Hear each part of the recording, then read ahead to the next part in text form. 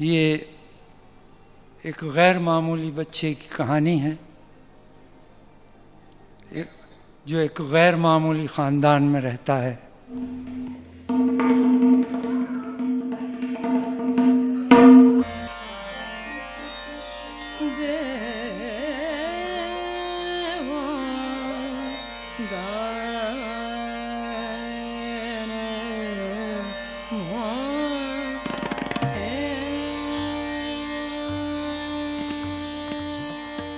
कुछ नहीं खुलता जिगर राज़े तिलिस्मे कायनात, मुझ में ये आबाद है या इसमें मैं आबाद हूँ।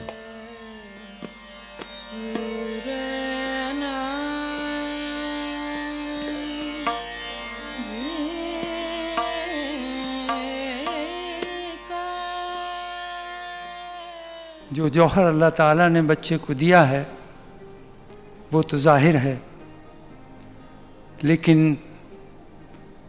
जिन साबिर और शाकिर ख़ानदान वालों ने उस जौहर को परवान चढ़ाया वो भी लायक मुबारकबाद है। एक क्या सुनिए, ये सही है। हाँ। ये लगा दूं? हाँ।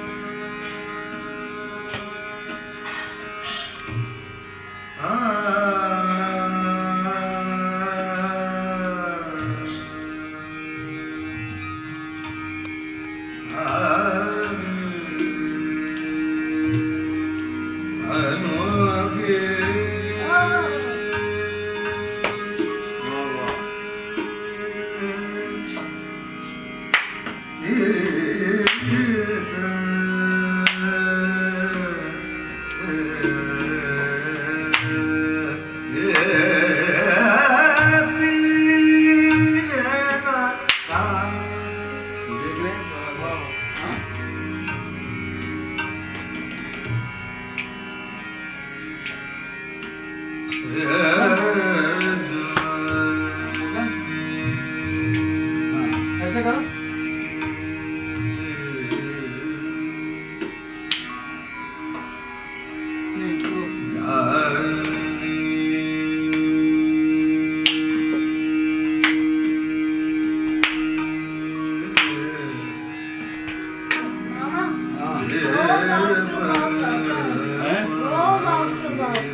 कौन?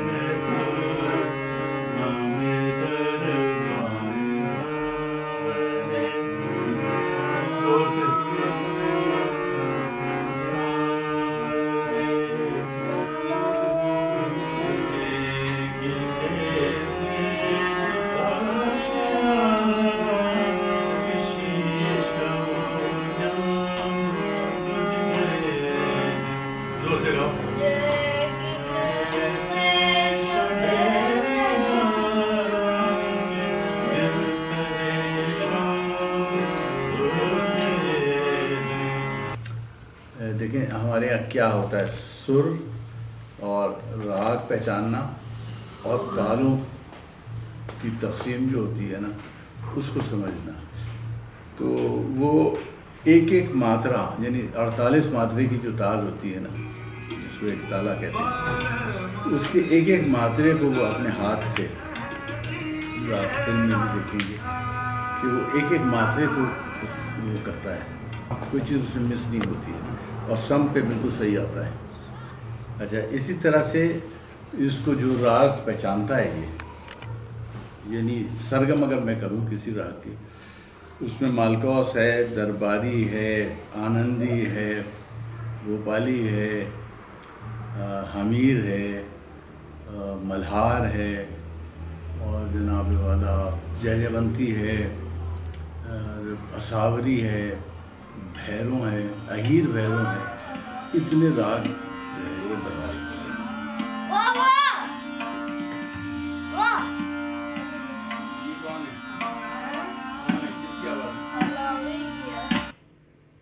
राग कौन सा है? राग कौन सा है?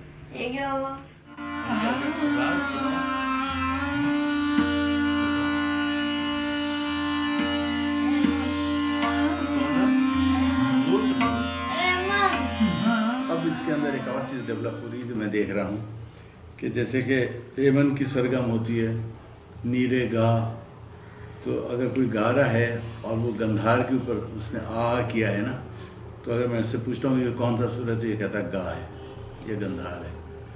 तो ये this is incredible for a child who has not been taught in the conventional way, conventional तरीके से नहीं, बस सिर्फ सुन के अपने कानों से वो एक्सेसिव लिसनिंग के जरिए से वो सीख रहा है।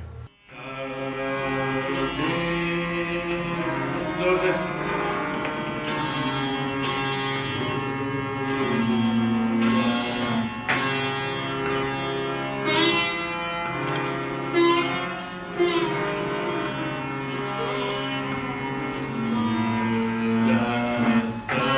चलो ताल दो, ताल।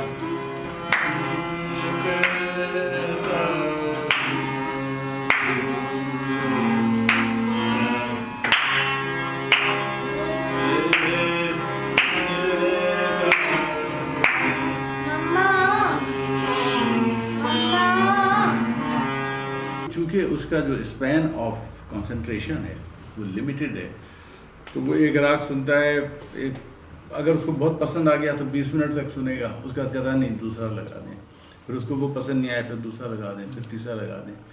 अच्छा, और मौसीकी में आवाज़ें, उस्तादों की आवाज़ें ये पहचानता है, उसको ये पता है कि ये बड़े गुलाम अली खां की आवाज़ है, ये उस्ताद अमीर खां हैं, ये उस्ताद राशिद खां हैं। ये कौन सा राग है? ये कौन सा राग है? राग बताओ, राग बताओ, राग तो बताओ। हैं? हैं? जोर से बोलो। कौन गा रहा है? कौन गा रहा है? हैं? जोर से बोलो ना।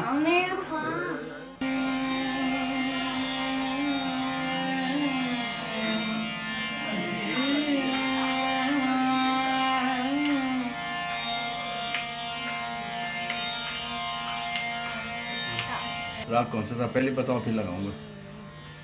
बताओ बताओ, नाराज हो गए? ये राग कौन सा था?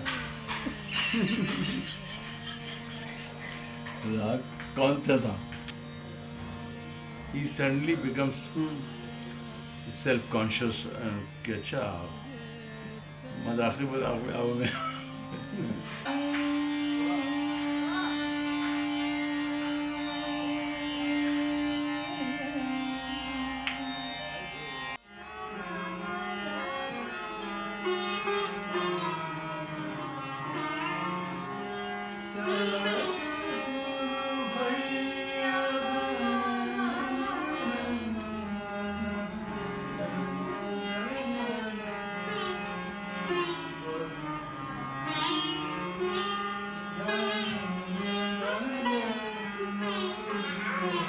मैं समझता हूँ कि जैसे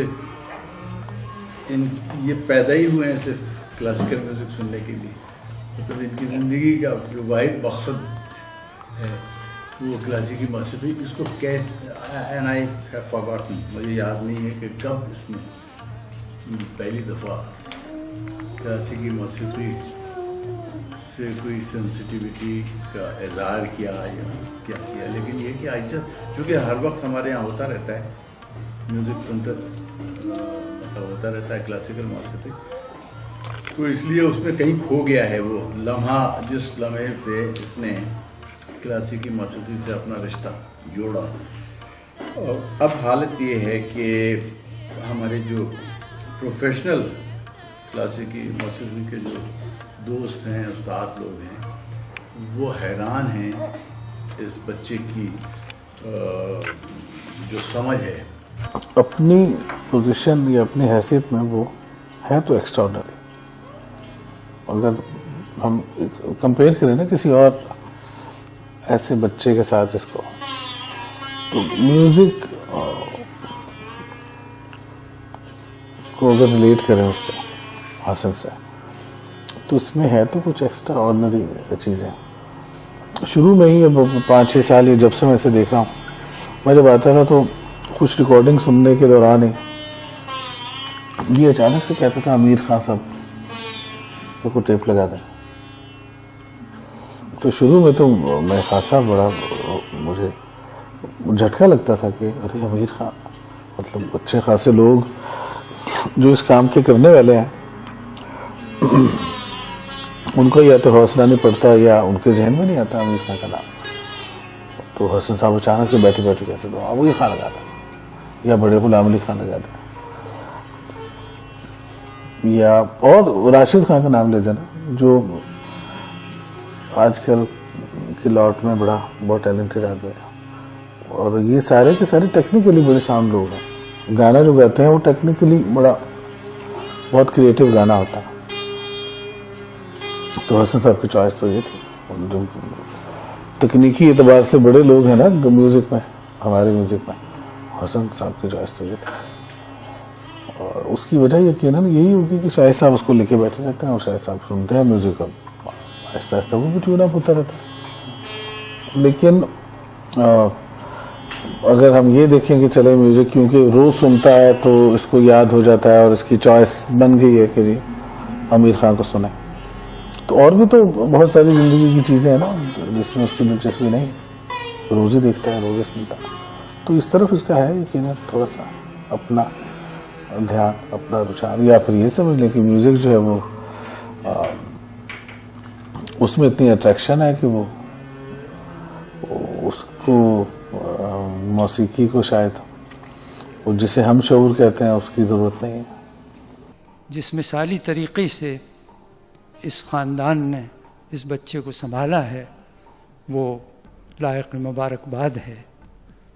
ये बच्चा अजीम है और ख़ानदान भी अजीम है, दोनों मुबारकबाद के मुस्तहिक़।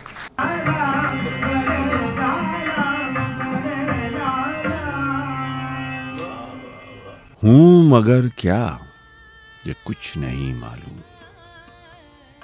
मेरी हस्ती है गैब की आवाज।